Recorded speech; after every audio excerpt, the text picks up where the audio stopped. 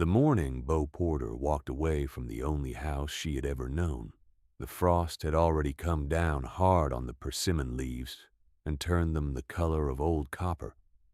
She was 19 years old. She had a mule named Packet, a wool blanket her mother had woven the winter before she died, a hatchet worn smooth at the eye, and a salt crock wrapped in feed sacking that she had lashed to the mule's back before the sun was fully over the ridge. She didn't look back at the house. That was October 9th, 1887, and she would not sleep under a man-built roof again for more than 4 months. If you have ever walked a hill road in the Ozarks in autumn with everything you own rocking on the back of a tired mule, you will understand something of what that morning asked of her. If you have not, let me tell you that it asks a great deal. The road ran north along Cutter's Creek, and the sycamores along the water had gone white and bare, and the creek itself ran low and clear over yellow limestone, and the whole country looked like something God had set aside and then moved on from, beautiful and indifferent in equal measure. Bo walked it with her chin level and her boots finding each stone without hurry, and the hound Clem patted at her left heel, his brindle coat dusty from the road, and together the three of them, woman and mule and dog, moved through that morning like they had somewhere particular to go. She did have somewhere to go. That was the thing her stepfather, a man named Vernon, had not understood when he put her out. He had stood in the doorway with his arms crossed and told her that the house and the land and everything on it had been her mother's, and that her mother had willed it all to him and not to her, and that she was grown enough to make her own way.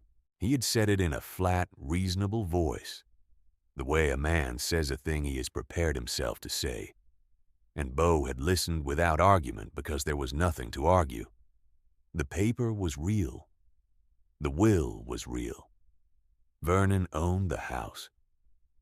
What he did not own and what he did not know, Bo held, was everything Ida Porter had put into her daughter's hands over 19 years of quiet, deliberate instruction. Not money, not land, not a deed recorded anywhere in Taney County. What Ida left Bo was the knowledge of how the hill country kept its cold, and how a woman who understood that could keep herself. Ida had been the daughter of a quarryman who had worked the limestone bluffs above Cutter's Creek for 30 years, and she had grown up watching her father read the cliff faces the way other men read almanacs. She knew which overhangs she had rain clean and which held it, which hollows breathed cool air upward from the deep stone even in July, and which ones trapped damp and ruined everything stored inside them. She'd explained all of this to Bo in pieces, over years, in the way that a person passes on something that matters, too much to be said all at once. At the salt table on a November evening cutting and packing pork shoulder, she would say something like, "The stone breathes, girl. It draws the cool up from below and holds it steady, and no cellar a man digs in clay will ever match it for keeping." And Bo would pack the salt between the layers of meat and listen and remember. The hollow Ida had told her about sat a quarter-mile above the creek in the face of a limestone bluff that ran east to west along the northern edge of what had been, 30 years before, her grandfather's quarry. It was not a cave exactly. It was a long, low shelf of space where the softer stone had dissolved back from the harder cap, leaving a room roughly 12 feet deep and 20 feet wide and 6 feet high at the center, with a caprock overhang that jutted out 4 feet over the opening and kept the rain off entirely. The floor was dry, packed grit and stone dust, and the air inside was cool even in summer, and in winter it held its cold without going dangerous, the way a good spring house did, staying just above the killing cold, because the stone remembered warmth the way a deep well remembers summer. Ida had said once that the bluff above Cutter's Creek was the best natural cold room in the county, and that the men who owned the land had never once thought to use it right. Bo had thought about that hollow every mile of the walk up from Vernon's house. She arrived at it before noon. Clem went in first, nosing the corners, and came back out satisfied. The floor was as dry as her mother had promised, the air carrying that faint mineral coolness that limestone gives off when it is keeping something for you. She unloaded Packett and turned him loose in the scrubby clearing below the bluff, where there was still enough dry grass for him to crop at. And she stood inside the hollow for a while with her hands on the stone walls, feeling them the way her mother had taught her, pressing her palm flat and counting the seconds until her body heat disappeared into the rock. The stone took it and gave nothing back. That was the sign Ida had said. When the stone takes without returning, it is working for you. Bo had $3 and some cents, a hatchet, a blanket, a salt crock, and the knowledge of what she needed to do before the real cold arrived. She started the next morning. The first thing she needed was wood. A hollow in a cliff face is good cold storage. But cold storage is nothing without something to store. And a woman alone in a limestone alcove without fuel in a Missouri winter is not surviving anything. She had watched her mother lay in wood the way she had watched her lay in salt pork, with the same precise, unhurried attention to amount and kind, splitting the oak to a size that stacked tight. And Bo did the same. There were downed trees in the creek bottom, good dry oak and hickory that had been down long enough to be sound, and she spent the first 10 days felling and splitting and hauling up the bluff in Packett's rope sling, one load at a time, stacking the wood at the back of the hollow in tight rows that leaned against the stone and breathed air between the layers the way her mother had taught her. She worked from first light until she could not see her hands, and Clem lay at the edge of the hollow mouth and watched the road below, and Packett grazed. She had 7 cords stacked by the 1st of November. 7 cords is a number that does not sound like much until you have split and carried it, and then it sounds like everything. The pork she acquired the way a girl with $3 and good labor acquires things. Ruth Halsey, who was a widow of 52 with a small hog operation a mile down the creek road, had more pork than she could put up herself that fall, and she hired Bo for 2 weeks of killing and salting work, and Bo took half her pay in cured meat and the other half in salt. Ruth was a practical woman who had noticed Bo walking that road with the mule and the hound, and who had not asked more than she needed to know, and who had said simply, when Bo explained what she was doing up at the old quarry hollow, that it sounded like sense to her, and that she would see Bo had enough salt to do it right. Bo packed the salt pork in layers in the back corner of the hollow, where the stone stayed coldest and the air moved slowest. She packed 240 pounds of it by her best measure, shoulder and belly and a few hams, each piece buried in coarse salt in the crock and in smaller crocks, and in a wooden box she had built from scavenged plank.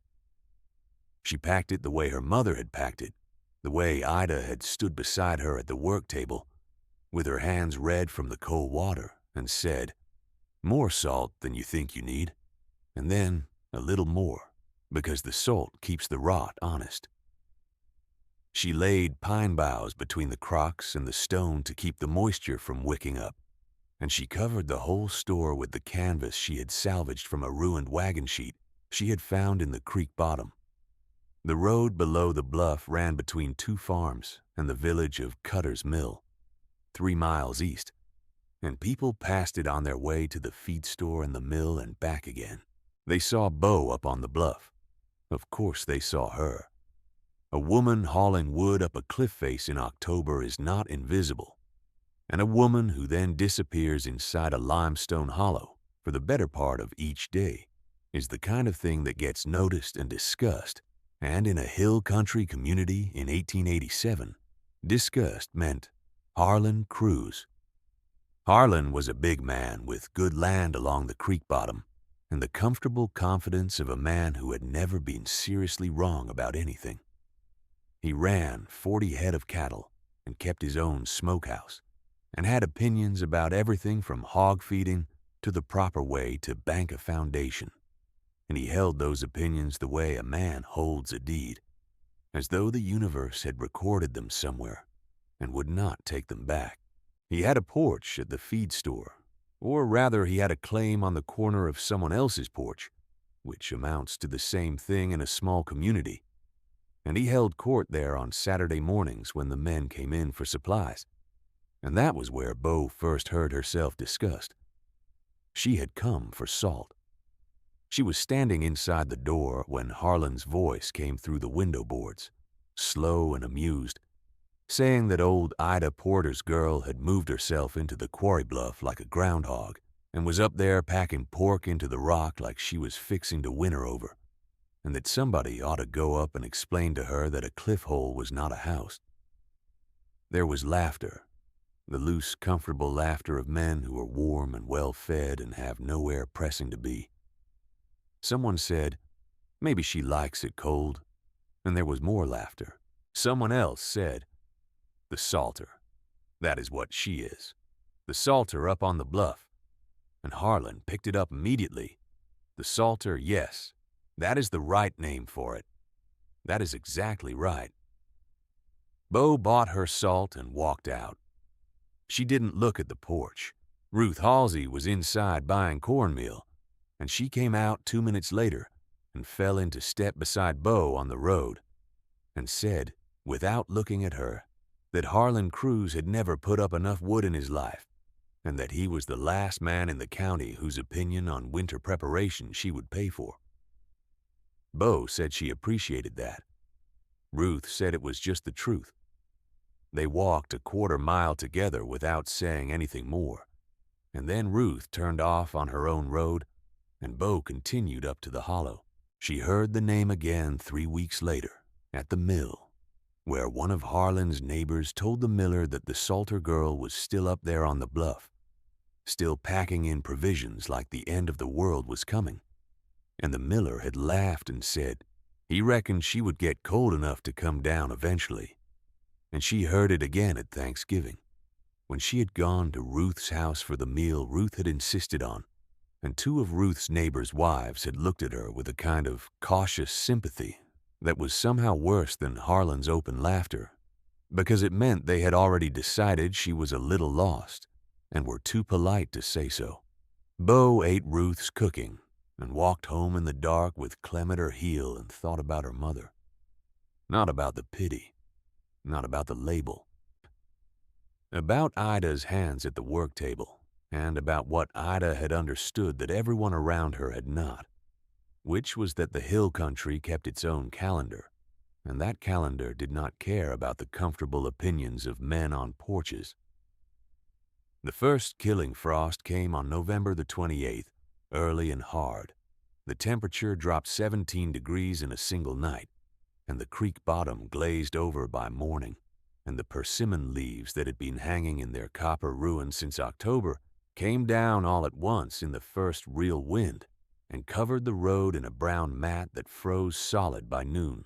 Bo was inside the hollow with the wood stacked and the pork down, and the fire burning in the small stone ring she had built at the hollow's mouth, where the smoke drew outward rather than in. And Clem was curled against her side in the blankets, and Packett was in the lean-to below the bluff that she had built from poles and bark in October, with enough hay piled over the roof to hold the cold off his back. That frost retreated. There were 3 more weeks of cold but manageable weather, and Bo used them to tighten the lean-to walls and deepen the hay pile, and do a final inventory of everything she had. The inventory was this: 7 cords of split oak and hickory, 240 pounds of salt pork, a 20-pound sack of cornmeal, 4 pounds of dried beans, a tin of salt, 2 candles, a small iron skillet, a tin pot, the blanket, the hatchet, and Clem. She wrote these down on the inside of a piece of bark with a burnt stick, because her mother had always written things down and said that a number you write is a number you keep honest. She looked at the list for a while. It was enough. She believed it was enough because Ida had told her it was enough, had told her in the way she described things, with that exact unhurried certainty that a woman who goes into a limestone hollow with 7 cords and 200 pounds of good salt meat will come out in March without having asked anyone for anything. January came in cold and stayed cold. The temperatures began dropping in the first week, going below 20 degrees at night, then below 10. Then on January 11th, they dropped below 0 and did not come back up. 17 degrees below 0 was the reading at the mill on the morning of January 13th, and it stayed there or thereabouts for 19 consecutive days. The creek froze solid enough to drive a wagon across. The oak trees in the creek bottom cracked in the night like rifle shots. A man named Dobbins, who farmed the flat ground half a mile east of the hollow, lost 11 of his 14 cattle to the freeze in the first week, and 2 of his children took sick from the cold, getting into the house through the daubing that had dried out and fallen loose. He had not had time or wood enough to replaster it before the hard cold came down. A family named Priest, who had a new claim on the south ridge above the mill, burned through their entire wood supply by the end of the second week.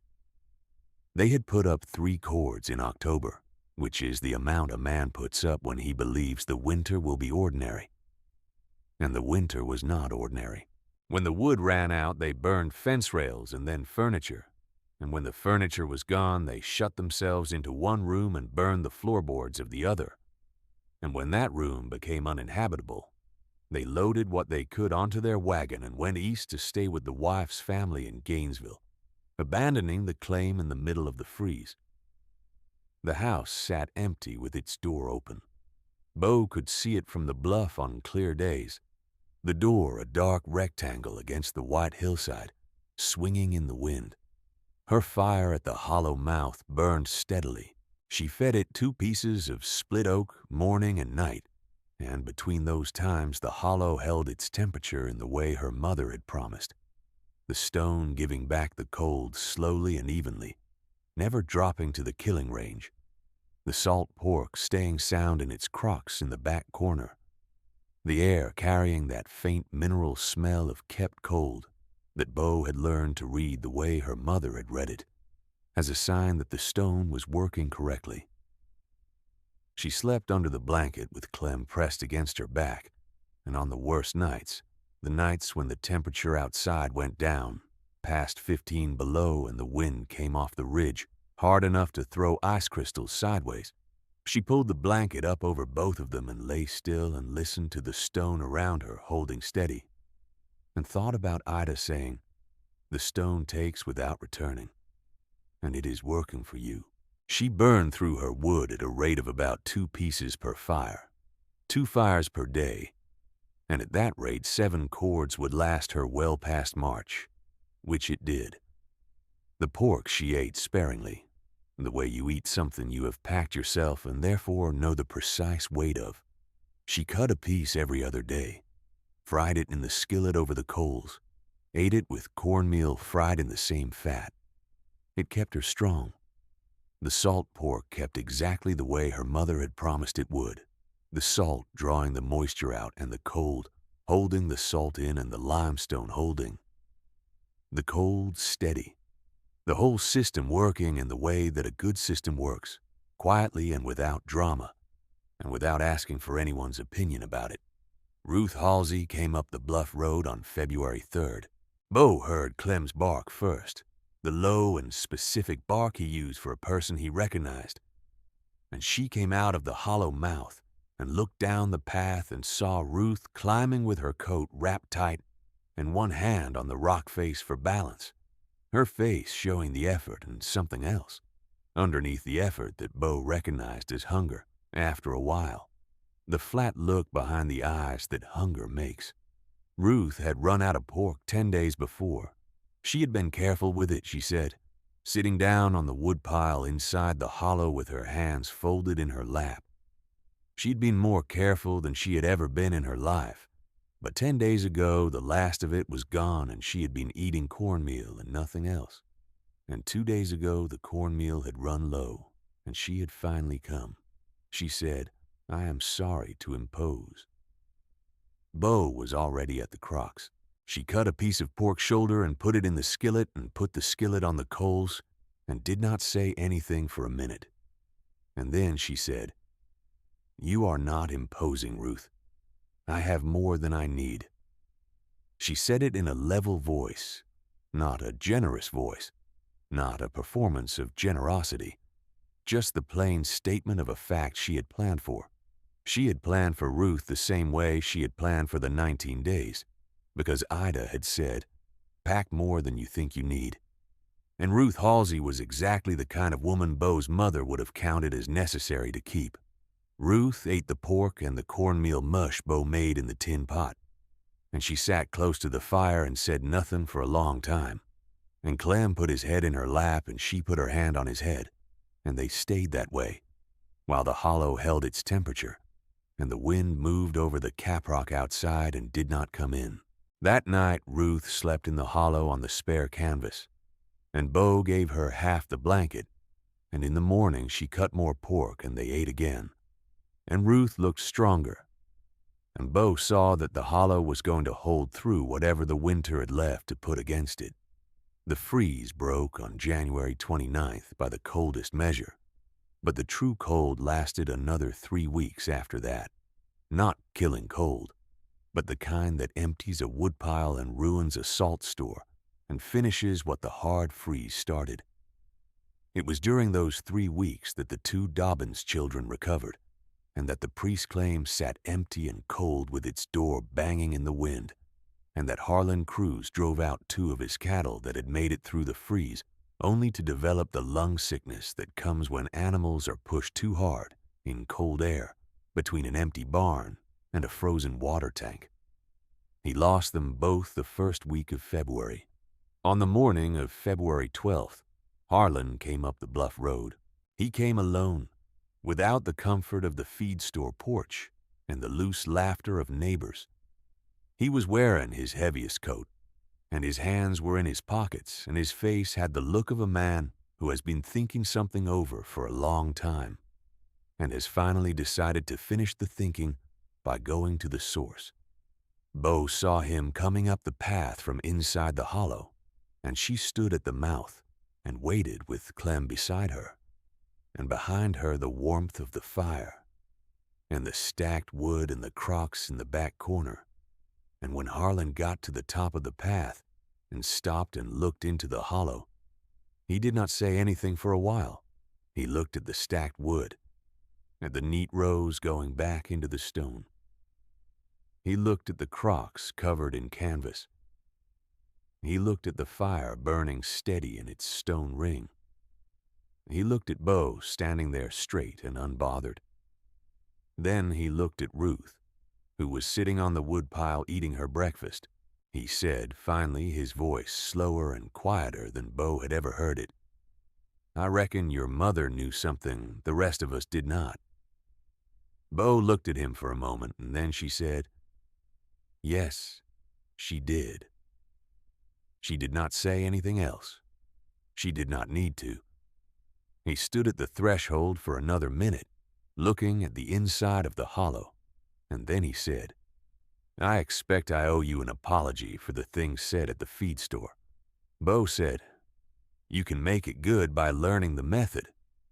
He looked at her with something shifting in his face, the last of the confident assumptions moving aside to make room for something more useful. And he said, "Yes, ma'am. I expect I can." He came back 4 days later with 2 of his hired men and a notebook, and Bo showed him how the hollow was oriented, how the caprock kept the rain clear of the floor, how the stone at the back drew the cold without holding the damp, how the salt-to-meat ratio had to be calculated by weight and not by eye, how the wood had to be split to a size that allowed air to move between the rows and dry out any moisture the hauling had put in. She explained it in plain, exact sentences, the way her mother had explained it to her, without ornament and without withholding, because the knowledge was not hers to keep. It had been Ida's, and Ida had never kept it from anyone who was willing to sit still and learn it. A man named Calvin Pryor wrote for the county agriculture column out of the Taney County paper, and he had heard about what had happened up at the hollow by the time March came in, partly from Ruth and partly from Harlan, who had begun telling the story at the feed store, with a different voice than the one he had used for the Salter label. Calvin came up the bluff road on a Tuesday in early March with a notepad and a pencil and a great number of careful questions, and Bo answered all of them with the same patience she had used with Harlan. She told him about the limestone hollow and its orientation. She told him about the caprock overhang and what it did for the floor. She told him the salt-to-meat figures and the wood quantities and the calculations her mother had worked out over years of careful observation. And when Calvin asked her where she had learned all of it, she told him about Ida Porter without hesitation, because the credit belonged to Ida, and it was not Bo's to keep either. Calvin's piece ran in April, after the thaw. He named the method after the bluff and the hollow and the creek, calling it the Cutter's Creek Cold Hollow Method, and he described the limestone orientation and the salt pack figures and the wood quantities in enough detail that a farmer reading it would know how to find a similar hollow and how to prepare it. And he mentioned Ida Porter's name and her father's quarryman knowledge, and the 30 years of observation that had gone into understanding how the limestone held its cold. He did not call it the Salter's method. He called it what it was, which was a practical, documented, well-reasoned approach to cold storage in a hill country landscape that had been carrying that cold in its stone for 10,000 years before anyone thought to use it right. The piece was reprinted in 2 other county papers that spring. By fall of 1888, Calvin told Bo when he saw her at the mill in September, he had heard from 4 other farmers who had identified limestone hollows on their own land and were preparing them for winter, following the method as he had described it. One of them was a woman in Douglas County who had written to the paper to say that she had read the piece to her daughter, who was 12, and that the daughter had memorized the salt-to-meat figures and the wood calculation, and had announced that she intended to use them when she had her own land. Calvin seemed to find this pleasing. Bo found it correct. Harlan became, as Bo had predicted he would, and as her mother might have predicted before her, the most committed and vocal student of the method in the county. He was the kind of man whose confidence, once redirected, was worth having on your side. And once he had understood the limestone hollow and seen it hold through the hardest winter in a generation, he did not do anything by half measures. He identified 2 hollows on his own land by the summer of 1888 and prepared both of them that fall. And he told everyone at the feed store about the salt pack ratios and the wood quantities with the same assured authority he had previously used for his other opinions. And if there was any irony in this, neither he nor Bo said so out loud. The community had a way of knowing which opinions to trust now, and Harlan had learned something more valuable than vindication, which was that being corrected by a woman who knows more than you is not a humiliation. It is, if you allow it to be, an education. Ruth stayed through March and into April, and then went back to her own place and her hog operation with a written copy of the salt pack figures in her coat pocket, which she said she would have pinned to her wall where she could see it from the work table. She and Bo developed the kind of friendship that forms between 2 practical women who have wintered together without incident, which is to say a friendship built on few words and reliable presence, and it held for the rest of both their lives. Bo stayed in the hollow through that first winter and into the second, and by the 3rd year she had built a proper cabin at the base of the bluff, using the hollow as the cold storage Ida had always said it was suited for. A permanent larder carved in stone that kept its temperature through every winter that came after, for as long as Bo used it, and for years beyond that, when others came to understand what had been built there and why. She kept a garden on the south-facing slope below the bluff and a small hog pen beside the lean-to. And Packet grazed in the clearing and grew old in a way that horses allowed to graze at their own pace do, slowly and without complaint. The county's hard winters came and went after 1888, and none of them caught Bo unprepared, because preparation was not a response to a season for her. It was the habit her mother had built into her hands, the kind of habit that does not require a decision because it was never optional in the first place. The limestone hollow above Cutter's Creek held its cold through all of them, the stone breathing steadily in the way that Ida had described, drawing the coal up from the deep rock and giving it back slowly, working in the patient way that stone works, without urgency and without exhaustion. The knowledge spread. That is the thing about a principle explained in plain language in a newspaper, reprinted in 2 more papers, copied onto the walls of farmhouses in 3 counties. It stops belonging to the person who first explained it and begins belonging to the country. By 1895, Calvin told Bo when he stopped in for a visit on his way through, he had documented 11 limestone cold hollows in use across the hill country, each one prepared according to some version of the method, most of them by women who had read the piece and understood it before the men in their households did. He seemed to think this was notable. Bo said she thought it was natural, that the kind of knowledge Ida had left her was exactly the kind of knowledge that belonged to the people who did the preserving work, and that it had found its way to them the same way water finds its way to low ground, by following the shape of things. What Ida Porter left her daughter was not money, and it was not land, and it was not the house on the creek road that Vernon owned on paper. What she left was the understanding of how the hill country kept its cold, and the patience to use that understanding correctly, and the certainty that the stone would work for you if you worked with it rather than against it. Those things are not recorded on any deed in Taney County. They do not appear in any estate inventory or county record.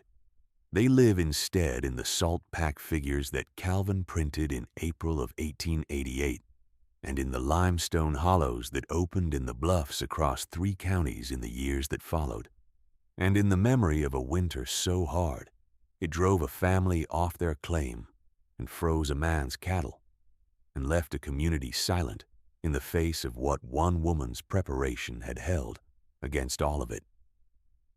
The hollow is still in the bluff above Cutter's Creek. The limestone has not changed. The caprock still sheds the rain clean from the floor, and the stone at the back still draws the cold from below in the way that deep rock does, patiently and without asking for anything in return. People who know what they are looking for can still find, if they press a palm flat against that back wall on a July afternoon and count the seconds, that the stone takes the heat and gives nothing back. Clem died in the spring of 1891, in the sun on the flat rock below the hollow mouth, on a morning that was warm enough to lie in, and not so warm that it was uncomfortable, which is exactly the kind of morning a brindle hound would choose. Bo buried him below the bluff near the first oak she had split for the woodpile, and stood there a moment in the way you stand over a thing that was faithful to you for a long time, without words and without the need for them.